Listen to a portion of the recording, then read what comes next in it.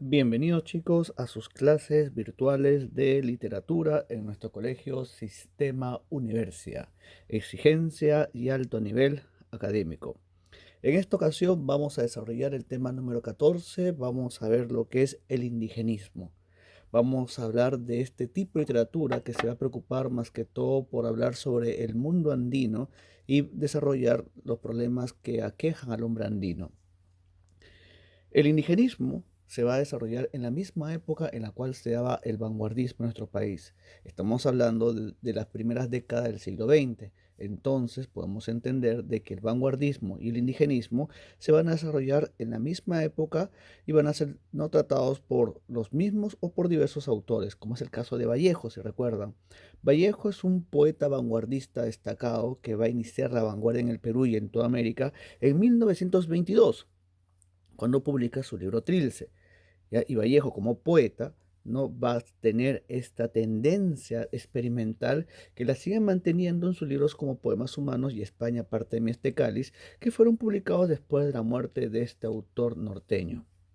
Vallejo también va a tener inclinación indigenista porque va a tener textos que se sitúan en el mundo andino, como es el caso de El Tuxteno, que tiene más que todo una inclinación social, y Paco Yunque, que nos hablan del abuso en un pequeño colegio rural.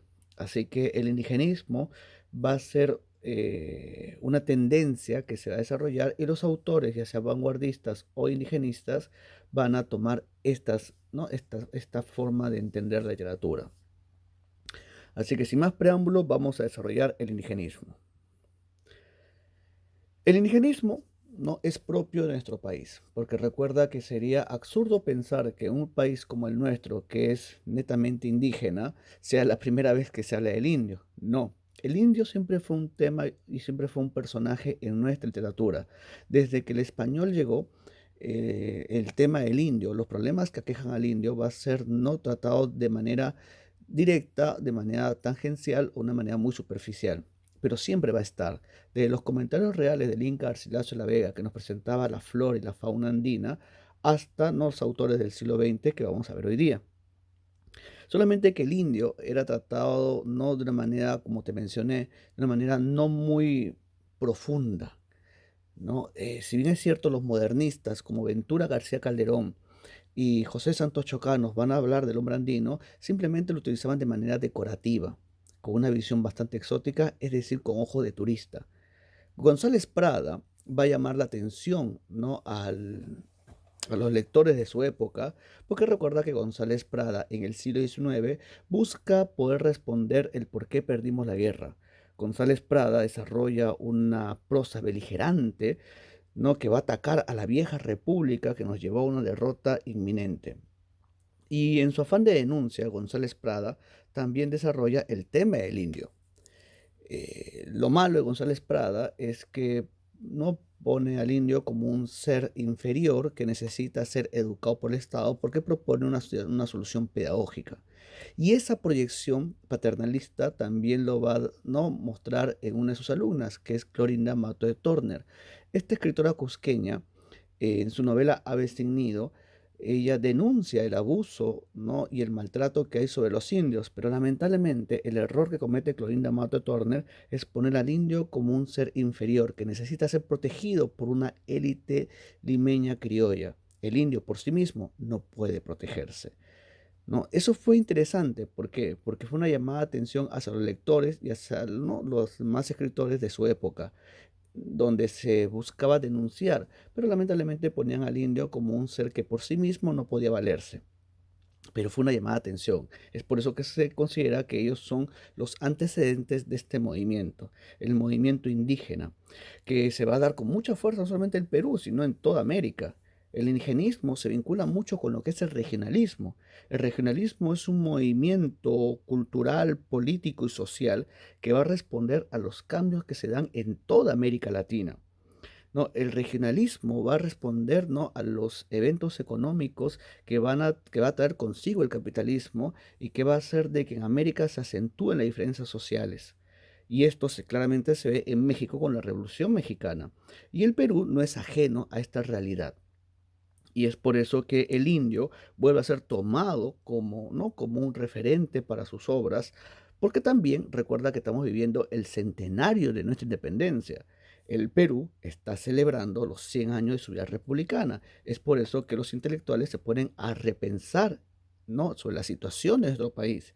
Y para poder repensar y poder no reflexionar sobre nuestro país, también tenemos que hablar de los integrantes de este país. Y el indio va a ser un tema desarrollado por ellos. Es por eso que por todos estos eventos y estos factores se va a dar con mucha fuerza el indigenismo, que no solamente se da en literatura, también se da en música y también se da en pintura. ¿No? O sea, lo que podemos entender es que el indigenismo es un movimiento polifacético que se va a dar durante las primeras décadas del siglo XX, cuando estaba gobernando aquí en nuestro país este presidente que estuvo 11 años en el poder. Vamos, ¿quién es? Así es, Augusto Bernardino Leguía, ¿no? Durante el segundo gobierno de B. Leguía van a haber una serie de hechos que va a, ¿no? despertar cierta efervescencia política, ¿no? Recuerda que durante el gobierno de Leguía van a aparecer partidos políticos como el APRA, como el Partido Socialista del Perú, el Partido Comunista del Perú, que lleva, ¿no? a poder reflexionar sobre la situación de los marginados y oprimidos. Es por eso, ¿no? que estas situaciones políticas también trae consigo hablar del indio que también había sido sometido, excluido y marginado. Así que date cuenta, el indigenismo se iba a dar sí o sí, de una u otra manera, por los hechos políticos, sociales y económicos que se estaba dando en toda América. Así que la literatura indigenista es una consecuencia de los hechos políticos que se están dando en América y en nuestro país, Perú, el indigenismo. El indigenismo, como te mencioné, tiene sus antecedentes. Antecedentes como Clorinda Mato de Torner, Manuel González Prada, y va a surgir en oposición a la visión paternalista y exótica y superficial y tangencial que tenían los modernistas. Es decir, el indigenismo va a tener una etapa inicial, un indigenismo que podríamos llamar indigenismo incipiente o en palabras más sencillas, en pañales, que se va a llamar indianismo. Clorinda Mato es una escritora indianista, es un indigenismo en su primera etapa, no que es una llamada de atención, pero comete, como te dije, algunos errores por la visión paternalista.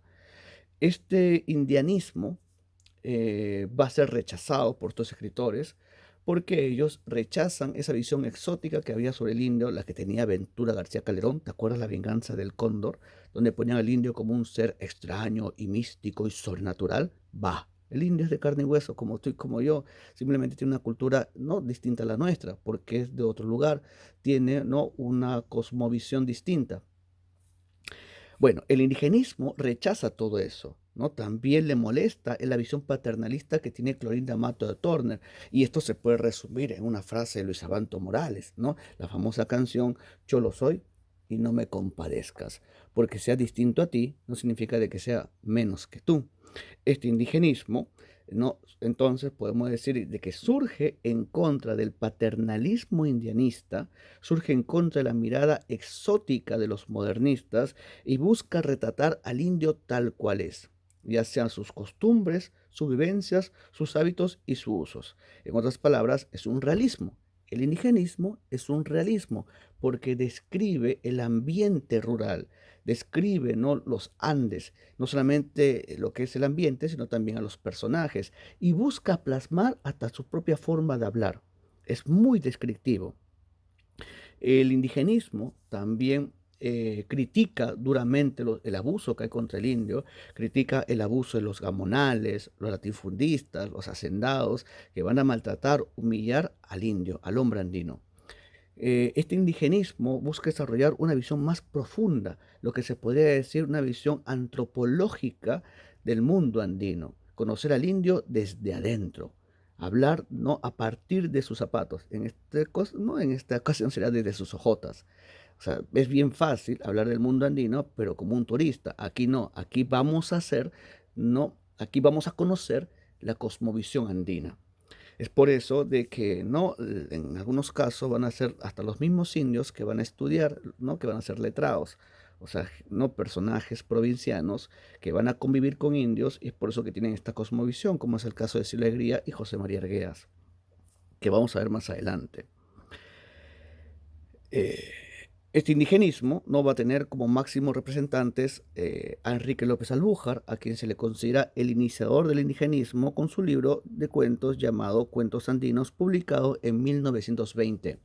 Un dato: 2 años antes de Trilce, de Vallejo, para que te des cuenta la época. Los dos se van a dar durante el gobierno de Leguía, un dato importante. Después tenemos un indigenismo épico, donde la máxima figura es Ciro Alegría Bazán. Eso vamos a hablar próxima semana. Y después tenemos un indigenismo psicológico con José María Arguedas, que ahonda más en la subjetividad del hombre andino. Y eso vamos a hablar más adelante. Así que recuerda que el indigenismo se da en plena época de las vanguardias. Y tú dirás, profe, ¿y el indigenismo va a ser vanguardista o no? Sí, el indigenismo más adelante no va a ser ajeno a esta nueva estética y va a asimilar las nuevas modalidades de narrar.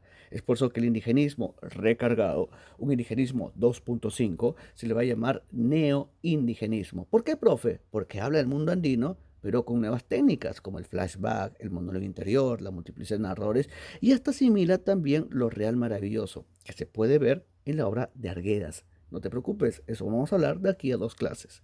¿Ya? Hoy vamos a hablar más que todo de un escritor a quien se le considera el iniciador del indigenismo. ¿De quién vamos a hablar? Vamos a hablar de Enrique López Albújar.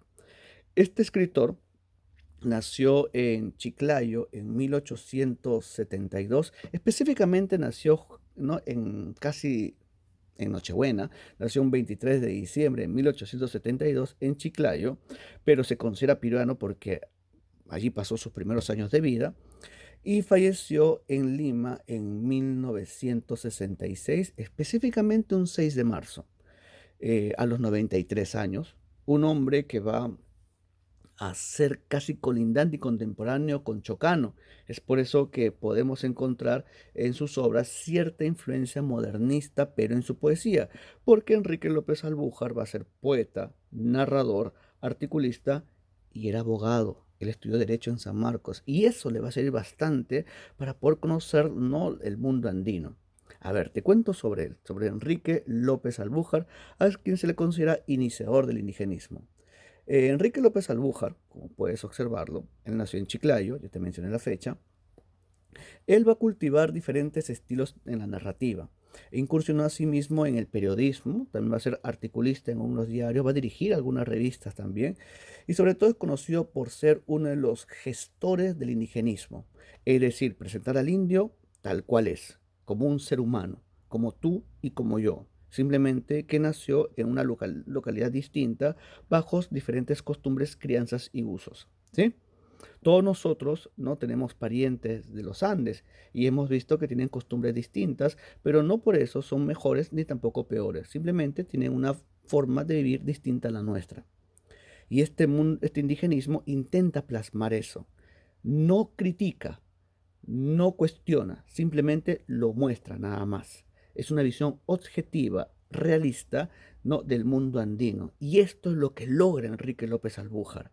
Es por eso de que a él se le considera un iniciador, porque desde su trabajo como juez de paz, como abogado en diferentes lugares como Huánuco, como Piura, como Lambayeque, él va a conocer, no todas esas vicisitudes por las cuales pasa el hombre andino y todos estos hechos que se sitúan en este ambiente rural. Bueno, te cuento un poco sobre él. Él nació en Chiclayo, no se, eh, se crió, ¿no? Se crió en Piura, ¿no? Creció y se educó en Piura, terminó su secundaria en Lima, estudió en el colegio Guadalupe, ¿no?, que antes era un colegio muy respetado. A los 21 años ingresó a San Marcos, estudió la carrera de Derecho, estudió jurisprudencia y terminó siendo abogado, ¿no?, en 1899. Él purgó cárcel también debido a sus ideales políticos. Es un hombre muy comprometido con lo que cree. Después llegó a ser profesor, ¿no?, en Piura, en la ciudad de la cual él se siente, ¿no?, heredero de sus costumbres. Siendo abogado, no va a obtener no, cargos como juez de paz en Huánuco. Después, como juez, fue trasladado a Piura, llegó a ser vocal supremo de Lambayeque, ¿no? También llegó a ser vocal superior en Tacna, Así que nos damos cuenta de que va a conocer diferentes lugares de nuestro país. Y cuando tenía esta labor jurídica, va a no conocer directamente los sucesos que pasan los hombres andinos. Es decir, a partir de esa experiencia va a empezar a escribir, ¿no? Y él, ¿no? Ya siendo mayor, escribe su famoso libro Cuentos Andinos. Los publica en 1920, cuando él ya tenía, ¿qué edad? Tenía sus 1920, 1872, 48 años, ¿no? Él tenía 48 años más o menos, 46, 48 años, ya, no, ya era un hombre mayor, ya maduro, y a partir de esa experiencia, de todas las cosas que vivió, nos sacó su libro Cuentos Andinos, que va a ser muy aclamado por la crítica y va a ser publicado a diferentes idiomas. Eh, ¿No? ¿Qué se sabe de él? Obteniendo la fama por su libro Cuentos Andinos, continuó, ¿no? ¿No? Con esta estilo y ¿no? Con esta misma estética, donde retrataba al indio tal cual es, y va a sacar, ¿no? Unos 17 años después, a raíz de nuevas experiencias, ¿no? Una nueva edición de los Cuentos Andinos, que se va a llamar Nuevos Cuentos Andinos, publicado en 1937. Después va a sacar, ¿no? El hechizo Tomaiquichua en 1943, y va a sacar una novela muy interesante, ¿ah? Que se va a llamar Matalaché en 1928. Y esta novela Matalaché va a ser una de las primeras novelas negristas, o también llamada novela afroperuana, que nos presenta, ¿no? La discriminación racial y el abuso en contra de la gente afroperuana. ¿No? Es una novela que vamos a mencionar más adelante y que va a servir, ¿no? Para marcar un precedente en la obra ¿no? de nuestra literatura nacional. Bueno, Albujar va a obtener diferentes distinciones, y en 1950, ¿no? Recibe el Premio Nacional de Literatura. Él murió ya mayor en 1966, ¿no? Este escritor norteño, que va a, ¿no? lograr plasmar el mundo andino desde adentro. Así que vamos a conocer un poco de Enrique López Albújar. Conocemos su producción literaria. Recuerda que él va a ser poeta, ¿no? Él va a ser poeta, tiene obras poéticas como miniaturas tienen cierto estilo modernista, porque recuerda que él vivió en la misma época de Chocano. Por tanto, él no es ajeno a ese tipo de estética. Tiene obras poéticas también como Lámpara votiva, de la Tierra Brava. Lo más importante de su obra es su narrativa. Ya tenemos Cuentos Andinos, que vamos a mencionar en un momento. Después tiene la famosa novela Matalaché, publicada en 1928, cuando en América se vivía plena vanguardia. Él sacó una novela realista con tintes costumbristas y con un afán de crítica. ¿De qué trata la novela Matalaché? Matalaché nos cuenta la historia de un negro esclavo en el norte de nuestro país, en Piura. Esta novela está ambientada en 1816, cuando el Perú aún estaba bajo el régimen español, es decir, época colonial, bueno, fin de la colonia, ¿no? Está ubicada en una hacienda de Piura donde se hacía jabón, llamada Latina, que era propiedad del criollo Juan Francisco de los Ríos. Allí, ¿no? Hay un grupo de negros esclavos que trabajan en la fábrica de jabones y en la curtiembre. Los protagonistas de la novela son María Luz, la joven y bella hija del hacendado, y el esclavo mulato José Manuel Sojo, apodado Matalaché.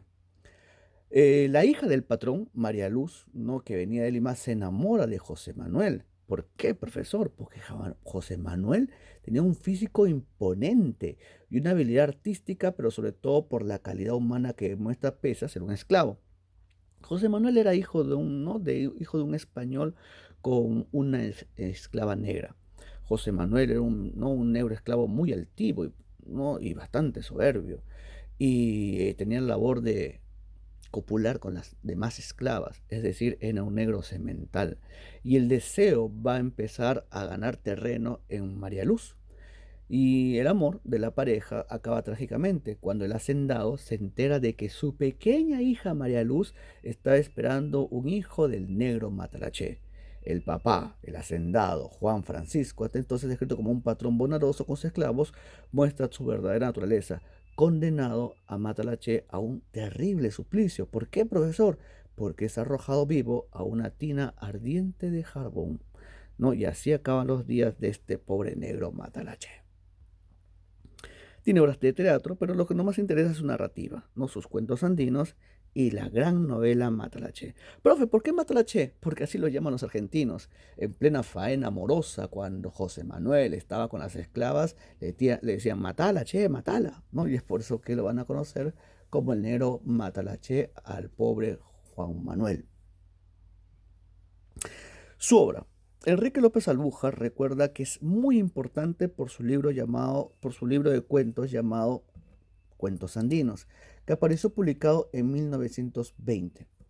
Este conjunto de cuentos presenta una serie de relatos donde va a desarrollar una estética naturalista. ¿Qué significa eso? El naturalismo viene a ser, ¿no?, la última etapa del realismo que nos presenta la real naturaleza humana, ¿no? Muestra la parte más profunda de los hombres y el naturalismo intenta explicarla por medios científicos.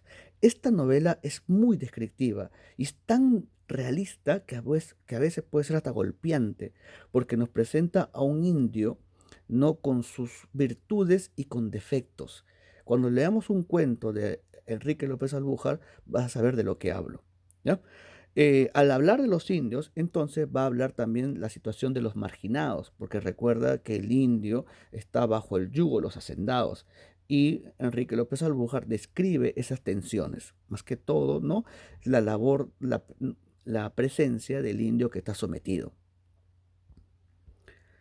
Su obra Cuentos Andinos presenta una preocupación, ¿no?, por lo que es el hombre andino. Nos presenta a un indio de carne y hueso. Aquí no hay sentimentalismos, aquí no hay historias de amor, aquí no hay, ¿no?, un indio a la manera de Chocano. Ya, pero tampoco hay un indio a la manera de Ventura García Calderón, que nos presenta a un indio místico, con cierta, ¿no?, con cierto contrato con los, ¿no?, con los seres de la naturaleza, como el cóndor. No, no, no, no, no. Aquí nos presenta un indio como tú y como yo, solamente que está regido por otras costumbres propias del lugar de donde vive. ¿Sí? Entonces, hay una visión mucho más realista, ¿no?, una visión más descriptiva, y nos presenta, ¿no?, los diferentes hechos que rodean, ¿no?, al hombre andino termina siendo marginado por su patrón. Cuentos Andinos es una colección de diferentes textos como Las Tres Jircas, La Sobre el Piojo, El Campeón de la Muerte, que es un cuento desgarrador, El Campeón de la Muerte. Te lo voy a contar más adelante. Después tenemos Usharan Hampi, que vamos a narrarlo hoy día. Eh, El hombre de la bandera, El licenciado Aponte, El caso Julio Siemens, Cachorro de Tigre, La mula de Taita Ramu y Cómo habla la coca. Espero que estés atento porque hoy vamos a hablar del cuento Ushanan Hampi. Vamos a leerlo. Ya, para poder conocer la literatura de Enrique López Albújar, me gustaría conocer el texto de primera mano. Vamos a leer atentamente el texto. Quiero que leas conmigo y estés atento al estilo que presenta este narrador norteño, este narrador indigenista. Ushanan Hampi. Ushanan Hampi es una palabra en quechua que significa último remedio, o también se le puede decir escarmiento. Ushanan Hampi. Esta historia empieza cuando en la plaza de Chupán hervía de gente. Chupán es un pueblo. Dice, la plaza de Chupán hervía de gente. El pueblo entero, ávido de curiosidad, se había congregado en ella desde las primeras horas de la mañana, en espera del gran acto de justicia a que se le había convocado a la víspera solemnemente. Se habían suspendido todos los quehaceres particulares y todos los servicios públicos. Allí estaba el jornalero, poncho al hombro, sonriendo con sonrisa idiota ante las frases intencionadas de los coros. El pastor greñudo, de pantorrillas bronceadas y musculosas, serpenteadas de venas como lianas en torno de un tronco, el viejo silencioso y taimado mascador de coca sempiterno, la mozuela tímida y pulcra, de pies limpios y bruñidos como acero pavonado, y uñas escochadas y roídas, y faldas negras y esponjosas como el repollo, la vieja, regañosa, haciendo perilonear al aire el uso mientras barboteaba un rosario interminable de conjuros, y el chiquillo con su clásico sombrero de falda gacha y copa cónica, sombrero de payaso, gritando al abrigo de un ilusorio ponchito que apenas le llegaba al vértice de los codos. O sea, una serie de personajes están, ¿no?, en el centro de la plaza del pueblo de Chupán. ¿Por qué? Porque hay algo, un acto de justicia. Hay alguien que va a ser sometido a la voluntad de los yayas. Leve. Y por entre esa multitud los perros, unos perros color de ámbar, sucio, hoscos y éticos, de cabezas angulosas y largas como cajas de violín, costillas transparentes, pelos hirsutos, mirada de lobo, cola de zorro y patas largas, nervudas y nudosas, verdaderas patas de arácnido, yendo y viniendo incesantemente, olfateando a la gente con descaro, interrogándolos con mirada de ferocidad contenida, lanzando ladridos impacientes de bestias que reclamaban su pitanza. Se trataba de hacerle justicia a un agraviado de la comunidad, a quien uno de los miembros, Kunse Maye, que es el personaje principal de la historia, ladrón incorregible, le había robado días antes una vaca. Recuerda que cuando alguien roba ganado, tiene el nombre de abigeo, es un indio abigeo.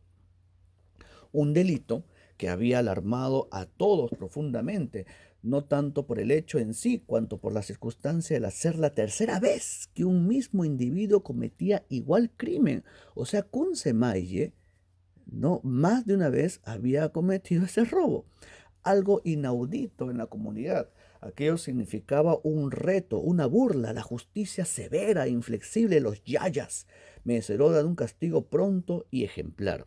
¿Quiénes son los yayas, profe? Son los viejos del pueblo, porque recuerda que el conocimiento y el saber se encierra en los hombres ancianos. Al pleno sol, frente a la casa comunal y en torno de una mesa rústica y maciza con macicez de mueble incaico, el gran consejo de los yayas, constituido en tribunal, presidía el acto solemne, impasible, impenetrable, sin más señales de vida que el movimiento acompasado y leve de las bocas chacharosas que parecían tascar un freno invisible. O sea, los yayas están sentados chachando coca. ¿No? Ustedes saben lo que es chachar coca, es masticar coca, ¿no?, como un acto ceremonioso. De pronto, los yayas dejaron de chachar, arrojaron de un escupitajo la papilla verduzca de la masticación, limpiáronse en un pase de manos las bocas espumosas, y el viejo Marcos Huacachino, que presidía el consejo, exclamó, ¿y qué le dijo? Ya hemos chachado bastante. Las cocas nos aconsejará en el momento de la justicia. Ahora bebamos para hacerlo mejor. Y todos servidos por un decurión, fueron vaciando a grandes tragos un enorme vaso de chacta. Que traigan a Kunsemaye, ordenó Huacachino, una vez que todos terminaron de beber. Y repentinamente, maniatado y conducido por 4 mozos corpulentos, apareció en el tribunal un indio de edad incalculable, alto, fornido, ceñudo y que parecía no desdeñar las injurias y amenazas de la muchedumbre, porque Kunsemaye no era cualquier indio, era un indio soberbio. En esa actitud, con la ropa ensangrentada y desgarrada por las manos de sus perseguidores y las dentelladas de los perros ganaderos, el indio más parecía la estatua de la rebeldía que la del abatimiento. A pesar de que estaba golpeado, Kunsemaye no se amilanaba. Era tal la regularidad de sus facciones de indio puro, la gallardía de su cuerpo, la altivez de su mirada, su porte señorial, que a pesar de que sus ojos sanguinolientos, fluía de su persona una gran simpatía, la simpatía que despiertan los hombres que poseen la hermosura y la fuerza. ¡Suéltenlo!, exclamó la misma voz que había ordenado traerlo. Una vez libre, Maille se cruzó los brazos, irguió la desnuda y revuelta cabeza, desparramó sobre el consejo una mirada sutilmente desdeñosa y esperó. Y le dicen los yayas, José Ponciano te acusa de que el miércoles pasado le robaste una vaca molinera y que has ido a vendérsela al de los ovas. ¿Tú qué dices? ¿Verdad? Le dice Kunsemaye. Pero Ponciano me robó el año pasado un toro. Estamos pagados. Y le dicen, ¿por qué no te quejaste? Porque yo necesito de que nadie me haga justicia. Yo mismo sé hacérmela. Los yayas no consentimos, Kunsemaye, que aquí nadie se da justicia. El que se la hace pierde su derecho. Y Ponciano, ¿no?, que estaba ahí presente, al verse aludido, intervino.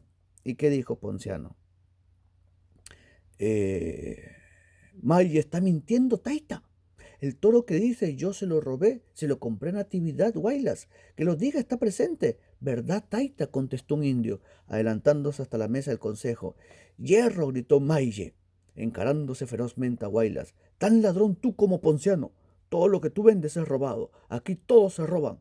Ante la imputación, porque dijeron, aquí todos se roban, los yayas, que al parecer dormitaban, hicieron un movimiento de impaciencia al mismo tiempo que muchos individuos del pueblo levantaban los garrotes en son de protesta. Imagínate, pues un Semaya dice, aquí todos se roban, y los blandían gruñendo rabiosamente, pero el jefe del tribunal, más inalterable que nunca, después de imponerse silencio con gesto imperioso, dijo, Kunsemaye, has dicho una brutalidad que ha ofendido a todos. Podríamos castigarte entregándote a la justicia del pueblo, pero sería abusar de nuestro poder, Kunsemaye. Y dirigiéndose al agraviado José Ponciano, que desde uno de los extremos de la mesa miraba torvamente a Maye, añadió, ¿en cuánto estimas tu vaca, Ponciano? 30 soles, Taita. Estaba para parir, Taita. En vista de esta respuesta, el presidente se dirigió al público de esta forma. ¿Quién conoce la vaca de Ponciano? ¿Cuánto podrá costar la vaca de Ponciano? Gritó no uno de los yayas. Muchas voces contestaron a un tiempo que la conocían y que podría costar realmente los 30 soles que le había fijado su dueño. ¿Has oído, Maye?, dijo el presidente. He oído, pero no tengo dinero para pagar. Kunsemaye, tienes ganados, tienes tierra, tienes casa. Se te embargará uno de tus ganados, y como tú no puedes seguir aquí porque es la tercera vez que compareces ante nosotros por ladrón, saldrás del pueblo de Chupán inmediatamente y para siempre. La primera vez, Kunsemaye, te aconsejamos lo que debías hacer para que te enmendaras y volvieras a ser hombre de bien. Y tú no has querido. Te burlaste del Yachichum. No, la segunda vez tratamos de ponerte bien con Felipe Tacuche, a quien le robaste 10 carneros. Tampoco hiciste caso con Semaye, no del Ayachisum, pues nos has querido reconciliarte con tu agraviado y vives amenazándolo constantemente. Hoy le ha tocado a José Ponciano ser el perjudicado y mañana Kunce Maye, quién sabe a quién le tocará. Eres un peligro, Kunce. Para todos ha llegado el momento de votarte y aplicarte el Gitarishum. Vas a irte para no volver más. Si vuelves, Kunsemaye, escúchame, si vuelves, ya sabes lo que te espera.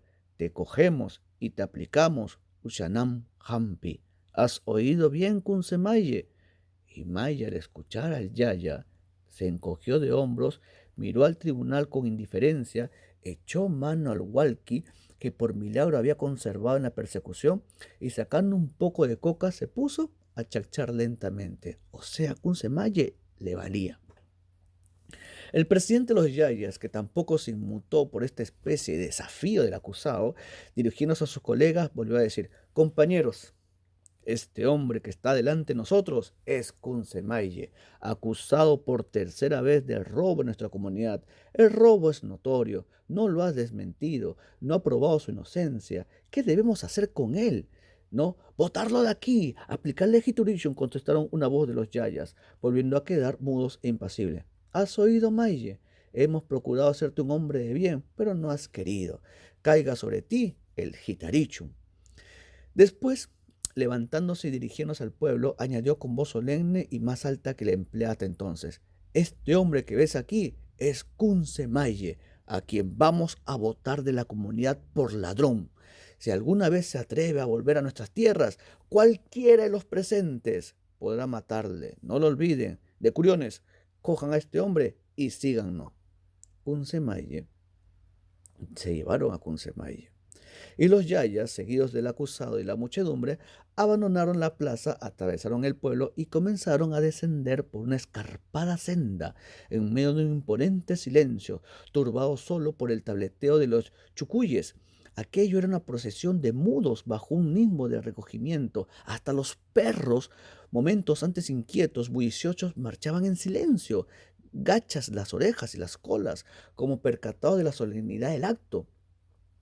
Después de un cuarto de hora de marcha por senderos abruptos, sembrados de piedras y cactus tentaculares y amenazadores como pulpos rabiosos, sendero de pastores y cabras, el jefe de los yayas levantó su vara de alcalde adornada de cintajos multicolores y de flores de planta de manufactura infantil, y la extraña procesión se detuvo al borde del riachuelo que separa las tierras de Chupán de los Ovas. O sea, ese río era el límite natural entre un pueblo y otro. ¿Y qué dijo el presidente de los Yayas? Suelten a ese hombre.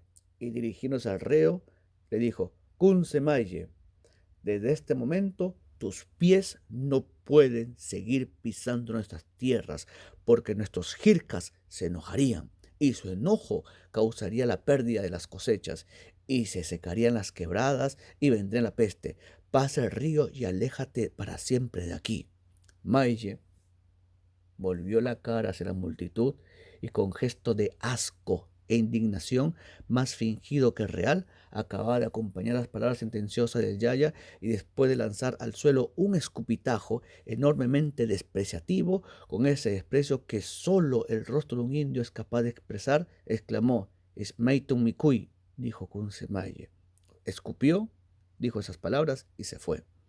Y de cuatro saltos salvó las aguas del Chillán y desapareció entre los matorrales de la banda opuesta, mientras los perros, alarmados de ver a un hombre que huía y excitados por el largo silencio, se desquitaban ladrando furiosamente, sin atreverse a penetrar en las cristalinas y bulliciosas aguas del riachuelo. Si para cualquier hombre la expulsión es una afrenta, para un indio, y un indio como Kunsemaye, la expulsión de la comunidad significaba todas las afrentas posibles, el resumen de todos los dolores frente a la pérdida de todos los bienes, la choza, la tierra, el ganado, el jirca y la familia, y sobre todo la choza.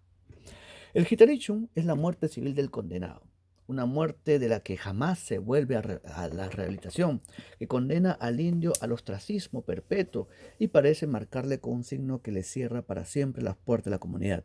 Se le deja solamente la vida para que vague con ella a cuestas por quebradas, cerros, punas y bosques, para que baje a vivir en las ciudades bajo la férula del misti, lo que para un indio altivo y amante de las alturas es un suplicio y una vergüenza. En otras palabras, es destierro. A Kunsemaye lo habían desterrado, y era lo peor que te podían hacer, porque era una muerte lenta, y no solamente una muerte lenta, sino que también una deshonra. Y Kunsemaye, dada su naturaleza rebelde y combativa, jamás podría resignarse a la expulsión que acababa de sufrir. Sobre todo, había dos fuerzas que la atraían constantemente a la tierra perdida. ¿Cuáles, profe? Su madre y su choza. ¿Qué iba a hacer de su madre sin él? Su mamita, que era una mujer muy anciana. Este pensamiento le irritaba y le hacía concebir los más inauditos proyectos, y exaltado por los recuerdos nostálgicos y cargado de su corazón de odio como una nube de electricidad, harto en pocos días de la vida de azar y merodeo que se había obligado a llevar, volvió a repasar en las postrimerías de una noche el mismo riachuelo que un mes antes cruzara a pleno sol, bajo el silencio de una poblada hostil y los ladridos de una jauría famélica y feroz. Es decir, Kunsemaye le llegó y regresó después de un mes. A pesar de su valentía, comprobaba 100 veces, Maye, al pisar la tierra prohibida, sintió como una mano que le apretaba el corazón y tuvo miedo. Kunsemaye tuvo miedo. ¿Pero miedo de qué? ¿De la muerte? ¿Pero qué podría importarle la muerte a él? Acostumbrado a jugarse la vida por nada, y no tenía para eso su carabina y sus 100 tiros, es decir, su arma, esa arma que ves ahí, frente a ti a la imagen, esa es su carabina, lo suficiente para batirse con Chupán entero y escapar cuando se le antojara. Y el indio, con arma preparada, avanzó cauteloso, auscultando todos los ruidos, oteando los matorrales por la misma senda de los despeñaderos, de los cactos tentaculares y amenazadores como pulpos, especie de vía crucis, por donde solamente se atrevían a bajar, pero nunca a subir. Los chupanes, por estar reservada para los grandes momentos de su feroz justicia, aquello era como la roca tarpeña del pueblo. Maye, que no era cualquiera, salvó todas las dificultades de la ascensión, y una vez en el pueblo se detuvo frente a la casucha y lanzó un grito breve y gutural, lúgubre, como el rugido de un cerdo dentro de un cántaro, y la puerta se abrió, y dos brazos se enroscaron al cuello del proscrito, al mismo tiempo que una voz le decía: «Entra, guaguayau, entra». Era su mamita. «Hace muchas noches que tu madre no duerme esperándote, te habrán visto». Maye, por toda respuesta, se encogió de hombro y entró. Pero el gran consejo de los yayas, sabedor por experiencia propia de que el indio ama su hogar, el gran dolor que siente cuando se ve obligado a vivir fuera de él, el de la rabia que se adhiere a todo lo suyo, hasta el punto de morirse de tristeza cuando le falta poder para recuperarlo, pensaba: Maye volverá. Los yayas pensaban: Maye volverá.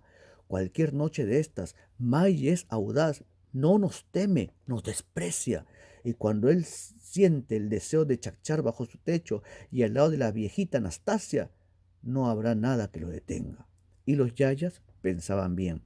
La choza sería la trampa en que habría de caer alguna vez el condenado, y resolvieron guiarla día y noche por turno con disimulo y tenacidad. Verdaderos indios. Por eso, aquella noche, apenas Kunse Maye penetró su casa, un espía corrió a comunicar la noticia al jefe de los yayas. «Kunse Maye ha entrado a su casa, Taita.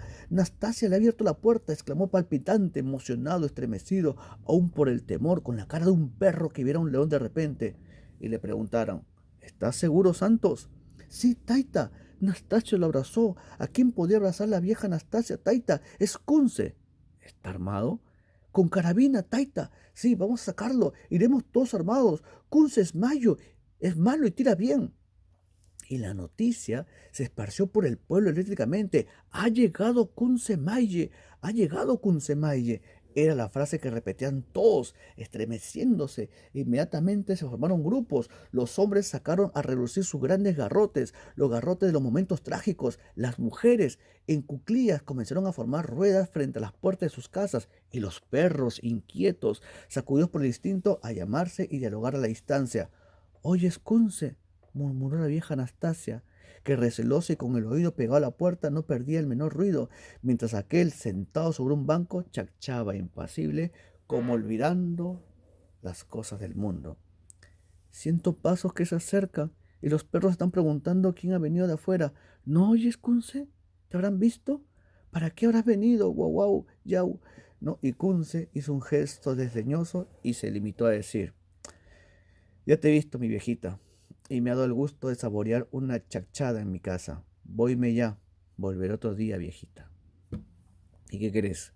Kunse Maye levantóse y, fingiendo una brusquedad que no sentía, esquivó el abrazo de su madre. Y sin volverse, abrió la puerta, asomó la cabeza al ras del suelo y atisbó. Ni ruidos ni bultos sospechosos. Todo estaba aparentemente tranquilo. Sola una leve y rosada claridad comenzaba a teñir la cumbre de los cerros. Pero Maye, que es demasiado receloso, astuto como buen indio, para fiarse de este silencio, ordenóle a su madre pasar a la otra habitación y tenderse boca abajo.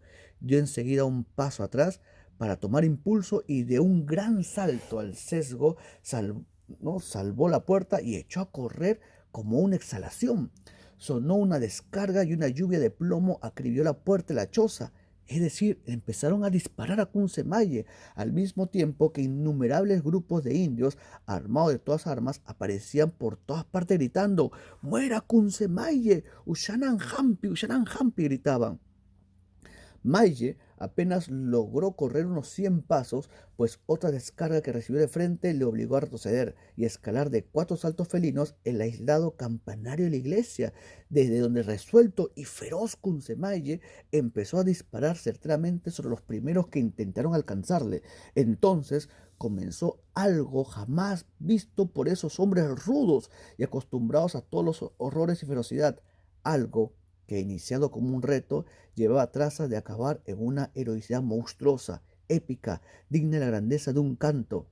A cada 10 tiros de los sitiadores, tiros inútiles de rifles anticuados, de escopetas inválidas, hechos por manos temblorosas, el sitiado respondía con uno invariablemente certero, que arrancaba un lamento y 100 alaridos. En otras palabras, cuando los indios desde abajo disparaban 10 tiros, Kunse Maye con uno mataba a un hombre. A las 2 horas había puesto fuera de combate a una docena de asaltantes, entre ellos a un yaya, lo que había enfurecido al pueblo entero. «Tomen perro», gritaba Maye a cada indio que derribaba. «Antes que me cojan, mataré a 50. Kunse Maye vale 50 perros chupanes. ¿Dónde está Marco Bocachino? Quiere un poquito de cal para su boca con esta chipina». ¿No? Y la chipina era el cañón del arma, que amenazadora y mortífera apuntaba en todo sentido. Ante tanto horror que parecía no tener término, los yayas, después de larga deliberación, resolvieron tratar con el rebelde. El comisionado debería comenzar por ofrecerle todo, hasta la vida, no que una vez abajo y entre ellos ya se vería cómo eludir la palabra empeñada. Para esto era necesario un hombre animoso y astuto como Maille, y de pronto capaz de convencer al más desconfiado. Aquel señalado, ¿quién fue? José Facundo. «¿Verdad?», exclamaron los demás. «Facundo engaña al zorro cuando quiere y hace bailar al jirca más furioso». Y Facundo, después de aceptar tranquilamente la honrosa comisión, recostó su escopeta en la tapia en que estaba parapetado, sentóse, sacó un puñado de coca y se puso a catipar religiosamente por espacio de 10 minutos. Hecha la catipa y satisfecho el sabor de la coca, saltó la tapia y emprendió una vertiginosa carrera, llena de saltos y zigzag en dirección al campanario, gritando: «¡Amigo Kunze! ¡Amigo Kunze! Facundo quiere hablarte». Y Kunze Maye le dejó llegar, y una vez que lo vio sentarse en el primer escalón de la gradería, le preguntó: «¿Qué quieres, Facundo? ¿Pedirte que te vayas y que bajes y te vayas? ¿Quién te manda?» «Los yayas». «¿Yayas? Son unos supay o achangás que cuando huelen sangre quieren beberla. ¿No querrán beber la mía? No. Yayas me encarga decirte que si quieres te abrazarán y beberán contigo un trago de chacta con el mismo jarro y te dejarán salir con la condición de que no vuelvas más». «No, Facundo, han querido matarme». «Ellos no, Kunsemaye, Ushanan Hampi. Tú sabes, nuestra ley. Ushanan Hampi es igual para todos, Kunse, pero se te olvidará esta vez para ti. Están asombrados de tu valentía, Kunse. Eh, Han preguntado a nuestro gran Jirka Yayak y él ha dicho que no te toquen. También han catipado y la coca les ha dicho lo mismo. Están pesarosos». Kunse le creyó y vaciló, pero comprendió que la situación en que se encontraba no podía continuar indefinidamente, que al fin llegaría el instante en que habría de agotársele la munición y vendría el hambre. Acabó por decir, al mismo tiempo que bajaba: «No quiero abrazos ni chacta. Que vengan aquí todos los yayas», le dijo Kunsemaye, «desarmados y a 20 pasos de distancia. Juren por nuestro Jirka que me dejarán partir sin molestarse». Lo que pedía Kunsemaye era algo enorme, una enormidad que Facundo no podía prometer, no solo porque no estaba autorizado para ello, sino porque ante el poder de Luciano Hampi no había juramento posible. Facundo, al escuchar eso, vaciló también, pero su vacilación fue cosa de un instante, y después de reír con gesto de perro a quien le hubiesen pisado la cola, repitió: «He venido a ofrecerte lo que me pides, Kunze. Eres como mi hermano, y yo le ofrezco lo que quiera a mi hermano». Y abriendo los brazos, añadió: «Kunze, ¿no habrá para tu hermano Facundo un abrazo? Yo no soy Yaya. Quiero tener el orgullo de decirle mañana a todo el pueblo chupán que he abrazado a un valiente como tú». Maye, cuando vio eso, desarrugó el ceño, sonrió ante la frase aduladora y dejando su carabina a un lado, se precipitó en los brazos de Facundo, es decir, lo abrazó. El choque fue terrible. ¿Por qué? Porque en vez de un estrechón efusivo y breve, lo que sintió Maye fue el enroscamiento de los brazos musculosos que amenazaban ahogarle. Maye comprendió instantáneamente el lazo que se le había tendido y rápidamente, como el tigre, estrechó más fuerte que su adversario, porque ese no era un abrazo. Levantóse en peso e intentó escalar por el campanario, pero al poner el pie en el primer escalón, Facundo, que no había perdido la serenidad, con un brusco movimiento de riñones, hizo perder a Maye el equilibrio, y ambos rodearon por el suelo, escupiéndose injurias y amenazas. No, después de un violento forcejeo en que los huesos crujían y los pechos jadeaban, Maye logró quedar encima de su contendor.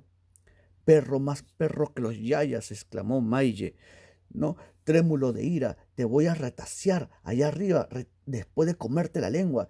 ¿Y qué decía Facundo? Ya está, llamaba al pueblo, Ushanan Hampi.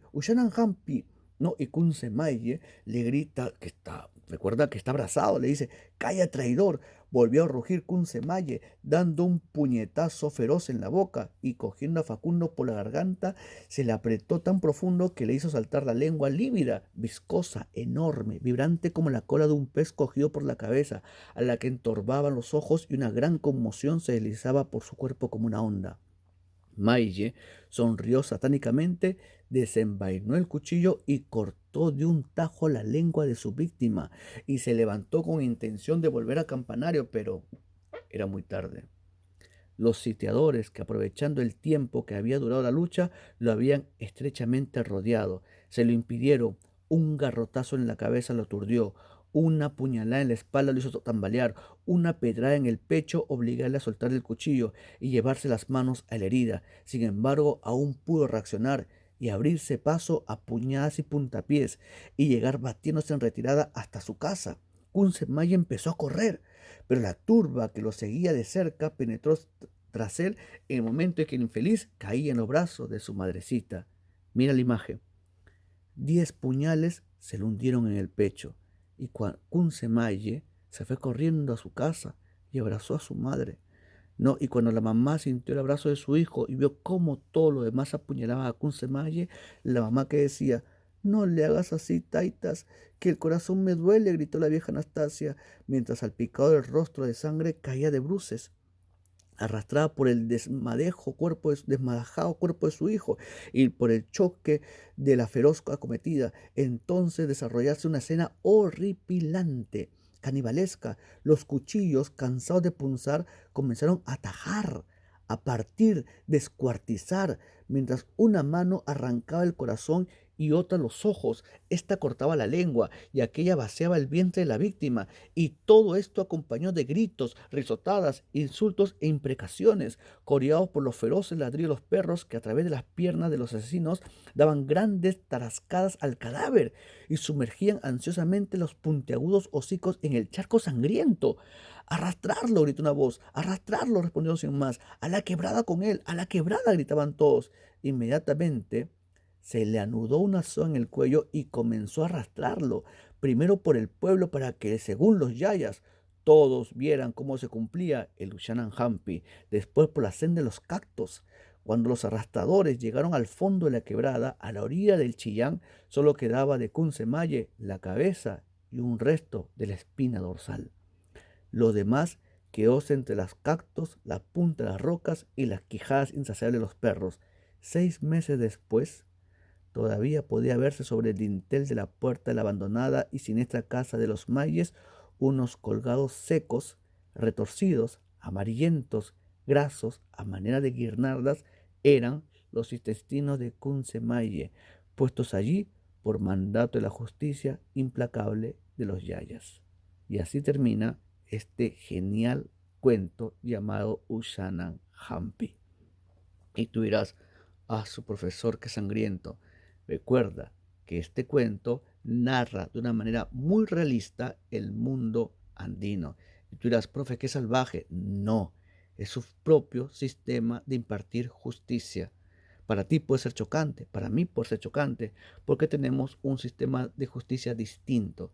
Lo que hace aquí el narrador es contar la historia, ¿no? Y retratar el mundo andino a partir de sus hábitos, a partir de sus usos, a partir de sus costumbres. Sí, y este es Enrique López Albújar, te invito a que lo leas. Ushanan Hampe, y hay más cuentos que pertenecen a este libro llamado Cuentos Andinos. Vamos a las preguntas. Pregunta 1 y 2. Pregunta 1. Novela de López Albújar que aborda el tema del racismo. Ya, pues sencillo. Esta es Matalache. Corriente literaria que tuvo como objetivo fundamental reivindicar la ancestral cultura andina. Este es el tema de hoy, el indigenismo. Pregunta número 3. La obra Matalache se ubica en la época, recuerda que son los últimos años del periodo colonial, 1816. Inicia el indigenismo con su obra Cuentos Andinos. Este es Enrique López Albújar. Illapaco, ¿no? Del campeón de la muerte, este es Juan Jorge, ¿no? Juan Jorge, que era un sicario, a quien no un indio pagó porque su hija había sido secuestrada, violada y asesinada brutalmente. Es por eso que contrataron a Juan Jorge, conocido también como el matador de hombres, que era Illapaco, que mató a ese desgraciado que él no le propinó un terrible dolor, la muerte de su hija descuartizada. 6. La muchacha blanca, hija del hacendado que sucumbe ante la pasión de un negro esclavo conocido como José Manuel, ¿quién es? La hija del patrón. No, María Luz. Ay, acá hay un error, ya es María Luz. Sí, acá se movió. María Luz, chicos. 7. Se decía que de él tenía una visión deformada del indio, solo conocía sentado en un banquillo. Esa fue una de las críticas que se le hace a Enrique López Albújar, porque recuerda que él había sido un abogado y había sido juez de paz y vocal supremo en diferentes lugares, no de provincia, y que solo conocía al indio no por una relación directa, sino por los casos que llegaban a su despacho, ¿no? Este es Enrique López Albújar. No es una obra de Enrique López Albújar, es el Los Escoleros, que le pertenece a José María Arguedas. Matalache está ambientada en el lugar que Enrique López Albújar consideraba su patria. Este va a ser Piura. Bueno, no, más que su patria, era su lugar de la cual él se creía parte, ¿no? Piura. Y Ushanan Hampi, el campeón de la muerte, pertenece ya pues al libro que hemos hablado hoy día, Cuentos Andinos. Sí, eso ha sido todo por hoy. Así que te deseo lo mejor del mundo. Espero que estés estudiando, que estés leyendo, que estés disfrutando de estar en compañía de tu padre y de tu madre durante todas, ¿no?, las horas del día, que cumplas con todos los protocolos de seguridad y de salud. Y eso ha sido todo por hoy. Un abrazo a la distancia y nos vemos en la retroalimentación. Cuídense chicos bastante. Chau, chau.